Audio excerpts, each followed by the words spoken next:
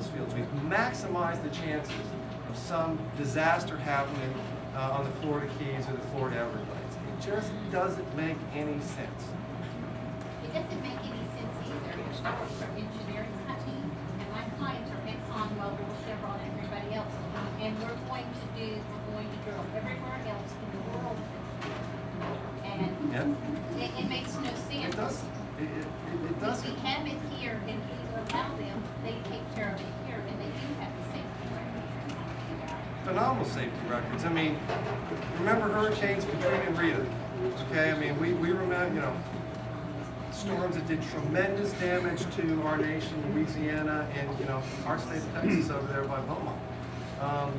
You know, before they hit land, they rolled right through the offshore fields, the offshore oil fields, the big fields off of Texas and Louisiana. They came through, they were big, they were Category 5 storms. They were as big as they were going to be. They weakened some before they hit land.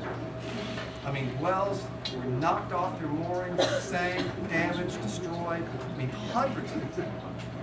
And yet, there was no environmental disaster. No spills. No spills. I mean, our people... I don't think that's true. Yes, it is. I don't think that's true. Oh, yes, sir. Environment. No, sir. I don't think so. Our companies are that good. I mean, the technology is that good. Yes, sir. Those folks up there in Washington, and of course the states too. Hey, you know, I mean, we drill out here, right? Off the Texas coast, Louisiana. Yes. They seem to think, well, that's all right, but we don't want them in our backyard. Exactly. You know? And that's just short-sighted. I mean, it's short-sighted, and again, we can do this safely. I mean, we can do this efficiently, safe, in an environmentally friendly manner. Our companies are the best. We've been operating up on the North Slope of Alaska now for 40 years, and the only major oil spill up there didn't happen in the oil fields, didn't happen on the pipeline coming all the way down across a huge station. It happened in the transportation phase on a tanker when a crew made a mistake and put the tanker onto the rocks. We can do this. I mean, our companies are good. We need to let them get into those reserves and start bringing that oil to market as soon as possible. I mean, just passing that law, I guarantee you gasoline and oil prices will start coming down fast. As the world says, uh-oh, the United States is getting serious. I'm very concerned about the environment of this area, and we mentioned that government can have a very detrimental effect on the children, but it can also show some leadership and have a very positive effect on people too. And I thank you for being here, and I hope that you'll have an opportunity to lead us in a good way. And I thought about our energy problem, of course, and I think that a lot of candidates are talking about how to produce more energy, and I think it'd be a good idea also to be able to use a little less. I don't understand why we have a space station that costs about $500 billion floating around the Earth that is very nice. I'm glad it's there. But if we could spend that amount of money for something like that, how come I can't get on a bus in front of this building, take it down to a high-speed rail over by 45 and get to the airport? Or another high-speed rail and get all the way to Dallas. In this day and age, high-speed rail, you know, we were talking earlier that Canada, you know, Mexico City, all the major important cities of the world have great public transportation systems. And they're efficient, they take people out of cars, and they save a lot of money in the long run. How come, you know, when I was 5 years old, I watched Walt Disney talk about Tomorrow World in his monorail. He says that was, you know, 45 years ago. Say, how come today we haven't got a monorail? How come today we haven't got a high-speed rail? nobody wanted it. Right. Priority. Because it doesn't go anywhere. We have a system here that goes from from medical center From the downtown? sports complexes to downtown. The problem is you have an appointed Metro Board, you've got an appointed Houston Port Authority Board, and you've got an appointed Texas Department of Highways. I travel all over the world. I've been on metros all over the world. And you've been They're on good ones. they're Right. underground or elevated. They're not a Cooterville trolley running down the fence. It's local launches. Yeah. And appointed boards.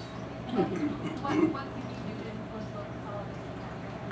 I mean, and part of the big problem is that we don't have enough oil. The solution is twofold. One, produce more oil. Two, use less, consume less. Consume less, yeah. And we obviously can't, because the prices went up, we consume less. Oh, yeah.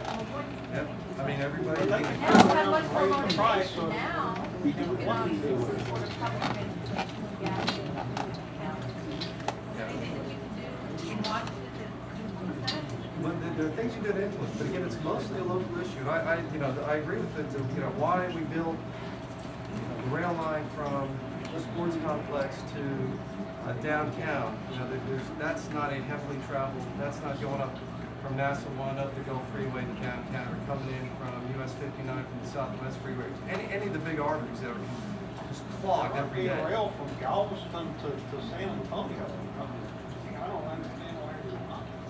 No, it's, That's I don't have a good answer for you. I get on the freeway because it's clogged, and I can't imagine somebody saying, hey, if I can take a ticket, I get on an airplane, I have to check my bags, I have to switch planes a lot. Why wouldn't you be able to say the same thing? I mean, Galveston, I want to go to town and be able to get home in 35 minutes instead of 2 hours through traffic. But I would do that. I think that, give somebody opportunity, so I can get you from point A to point B. You don't have to worry about traffic. It's going to be faster and cheaper. You need to make these points known to the local. Yeah.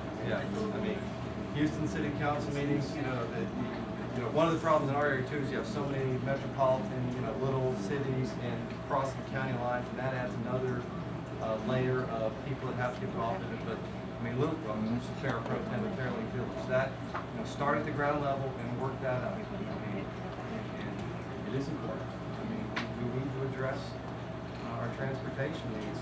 We need to. I'm glad that we're not doing the Trans-Texas corridor out there on US 59, expanding that interstate in the current right-of-way footprint. It's important to get that done. Well, folks, we got plenty of coffee and cookies if everyone wants to get them, but we get a chance for everyone to meet and greet Pete individually. So, Luke the Hammer.